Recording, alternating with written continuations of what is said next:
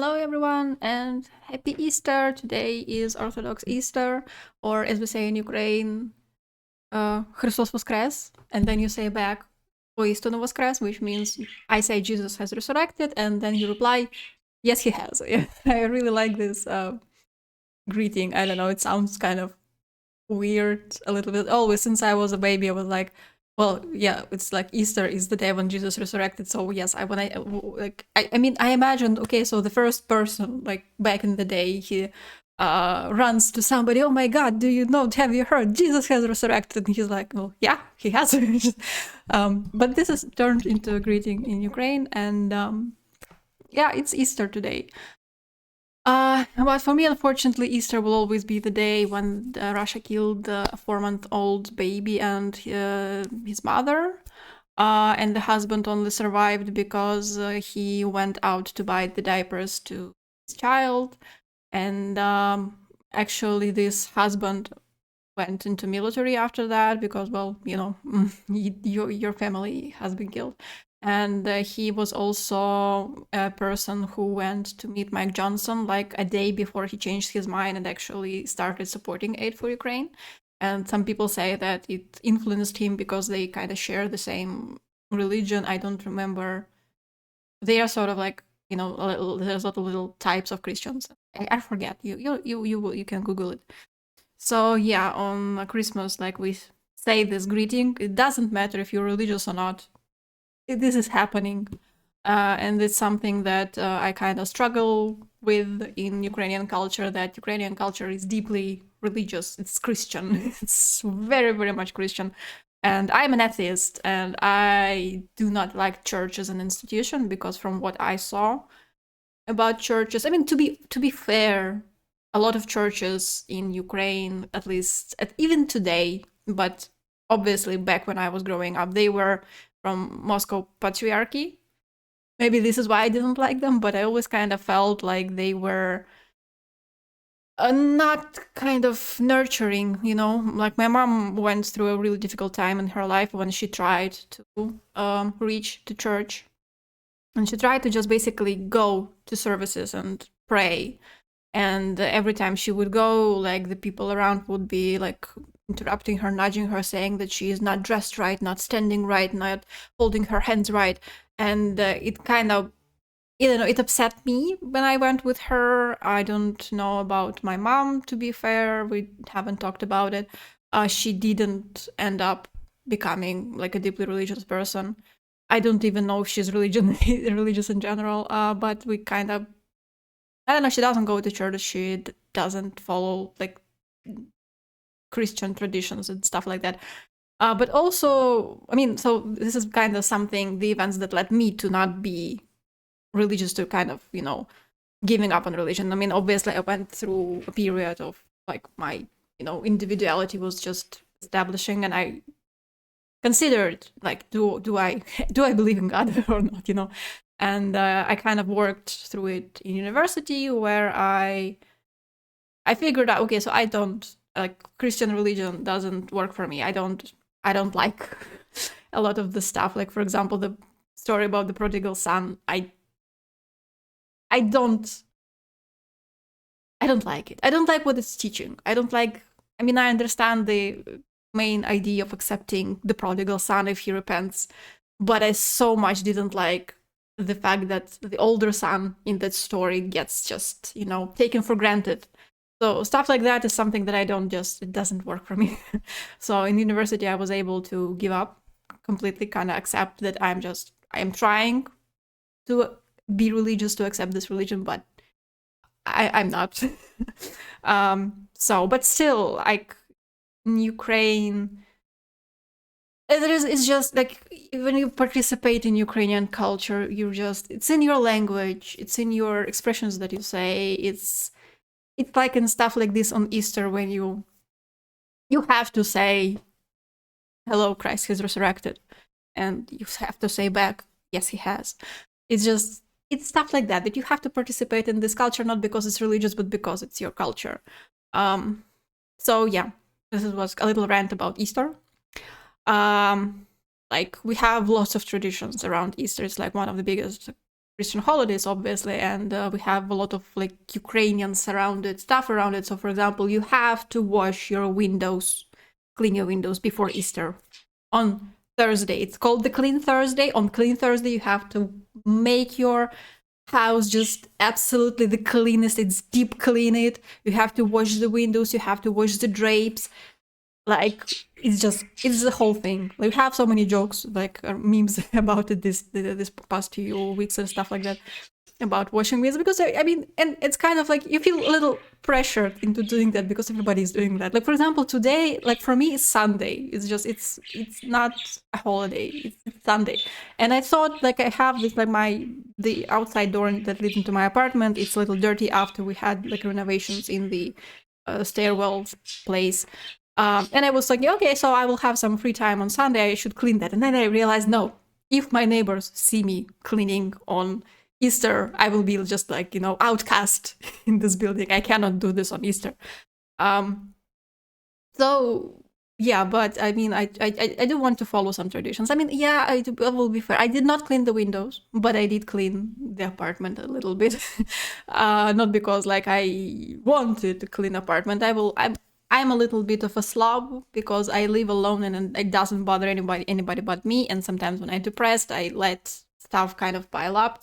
Yeah, when I start feeling better, I start cleaning. But this time I cleaned simply because I kind of felt that I have to before Easter. And one other thing that we do is kind of like important. It's like a separate Ukrainian art style. I don't know, Ukrainian art, national ethnic stuff. We do these really intricate egg designs. And I didn't do the whole design where you create this, you take this egg and you spend hours making it pretty, but I did a little other thing that's kind of a little lazy. When you take like what you call them, onion peels, and you put them in water and you put eggs inside and they create like this color.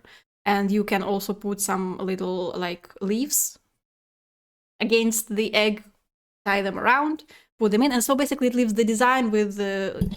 Okay, I made some eggs. I made some pretty eggs just for the sake of participating. Okay, so Easter and over. Honestly, not what I wanted to talk about today. Kind of been thinking a lot about mental health and basically mentality in general. I don't know. For the entirety of this invasion, I kind of, tried to be involved. Basically, my main...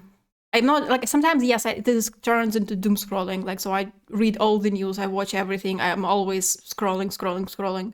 This is not good. But also the underlying idea behind it is that I want I want to be informed. I don't want to look away is basically the main idea. I don't want to be turned to somebody who lives like there is no war. So yeah, I want to be aware and I want to be informed and I want to be active in the attempts to help make our victory closer. But I also personally, I am a kind of person who, if I feel an emotion, I feel it 100%. I don't know what middle ground is. I don't know what it's like to feel a little bit of something. If it's like, if I'm sad, this is like complete disaster. If I'm happy, you can probably just, take a step back because it's too much. And if I don't feel that big of an emotion, then it means that I just don't care about something. Like, if something happens and I don't care, I just don't care. If I care, I care a lot. So yeah, if you can imagine, it was kind of exhausting for 2.5 years to live in a state like that. So recently I started to compartmentalize. Yeah. And it's a little bit something new for me. And it's something that my mind kind of started doing on itself. And it feels a little weird because it just feels like I'm jumping from from one pole to the other.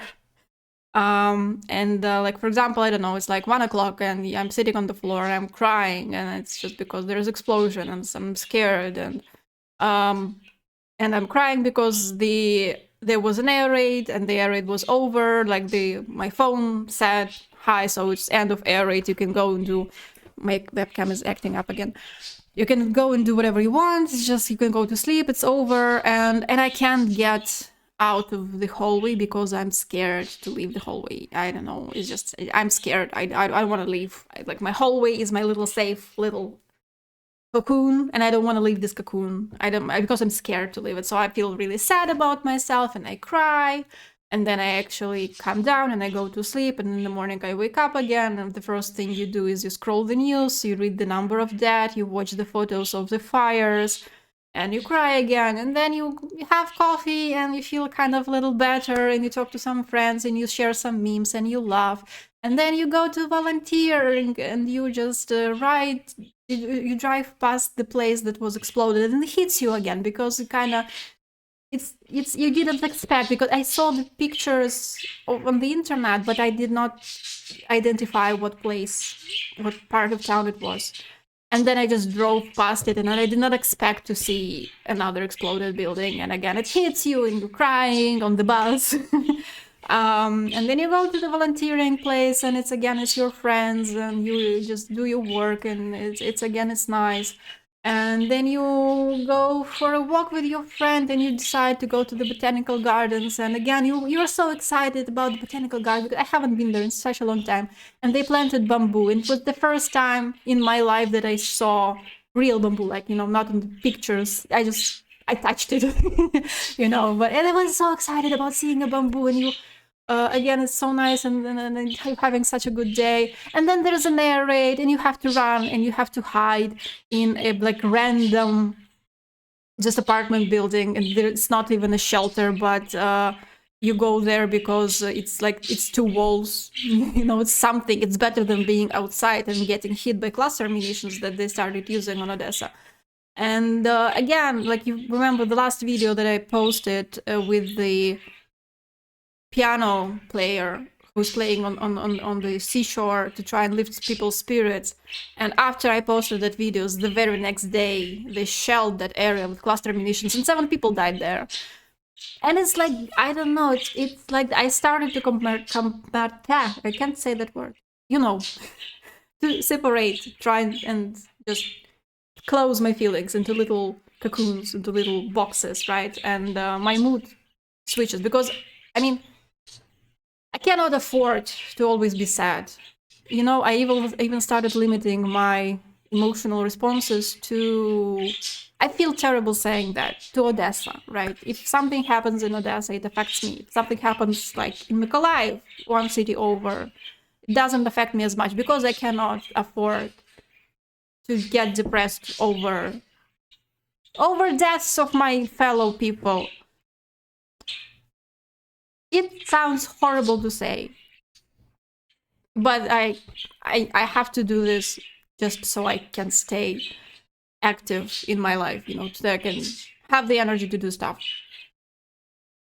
And I don't know, it is upsetting to think about. I understand that it's a coping mechanism, and I understand that maybe it's not a bad thing on the, the kind of, if you try to abstract from that, look at it from the outside, from the, I don't know, some really practical point of view. It's not bad. It's good for my mental health. It's good for the amount of energy I can put into like volunteering and taking care of myself, like cleaning this apartment finally. But it feels kind of, from the human point of view, it doesn't feel well. It doesn't feel good. I don't want to be a person who separates herself from the suffering of people around me. I don't, it feels weird to actually feel happy, because, like, for example, when I went to the botanical gardens with my friend, I felt happy that day. It was really nice. It was really pretty. It was really quiet, and beautiful and peaceful in those gardens, like with flowers. I saw a raven for the first time in my life. I didn't even know we had ravens, but they had a nest there. They were really nice. There were like a couple of ravens taking care of their nest, and I felt happy in that moment. And like 10 minutes later, I was running to hide from a Russian missile. And then after the Russian missile kind of was dealt with, they shot it down. I was again feeling happy because me and my friend went to take some like Georgian pastry, and again I felt okay. We were laughing and talking, and it's insane to me. It's insane that with like 8 hours ago, 7 people died from a Russian bomb, and now 8 hours after that, I feel happy and I'm laughing and I'm doing something fun, like going to a botanical garden. And yes, I can hear all your voices telling me that it's okay. You need to find something that keeps you going. And compartmentalizing is okay. But I don't feel good about it. I know that this is something that my mind came up with, like another coping mechanism. And as my therapist tells me, it's better to have a not healthy coping mechanism than not having any. But I just don't know. It doesn't feel like, if this was a book about some character and the character would be doing that, we would not be saying that, oh, he's so heartless, this character, he doesn't care that people died just 5 hours ago, and now look at him being happy and doing fun stuff. So this is kind of something that I'm again dealing with. Actually, like my friends, they're kind of pushing me to go to a psychiatrist so that I can get anxiety medication. Because like I take some medication, but it's like self-prescribed. We don't know if it's what's best for me. Maybe if it's like basically to go to a specialist, figure out what you need and do what you need for your mental health. But I don't know. I've been thinking just about that for the past week or so, about basically mental health and the way my mind deals with stuff. And the reality feels extremely surreal in this new kind of development for me, where you just jump from terror to excitement, from crying to happiness within like half an hour. It's just weird, right? It's weird. But basically, yeah, this is something that I kind of wanted to give a quick update about. Just some thoughts about that. It's just so surreal that all of that can happen in one day. So yeah, today is Easter, as I said, and everybody is a little on edge because Russia kind of likes symbolic dates, and Easter is a symbolic date for Odessa because 2 years ago they killed a child on Easter. And again, I will remind you that that bomb that killed that child actually said it had the writing "Happy Easter" on it. So we expect them to repeat that, And again, the beginning of May is really stressful for Odessa because we have May 2nd, which is another symbolic date because in 2014 they tried to annex Odessa the same way that they annexed Donetsk. And we didn't let them, and now they are angry about it, and for 10 years they would have been screaming about it. And we expected them to do something on May 2nd, and they just bombed us May 1st, April 30th, and stuff like that. And now there's gonna be May 9th, right? The Victory Day for Russia.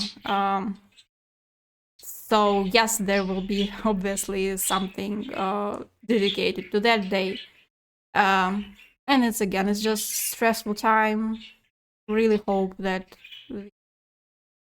the weapons they will get here soon, and we will get to defend ourselves against all that. But this is stressful and scary, and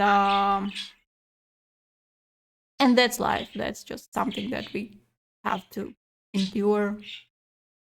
And that's all. Well, anyway, happy Easter. Hope to see you soon. Bye.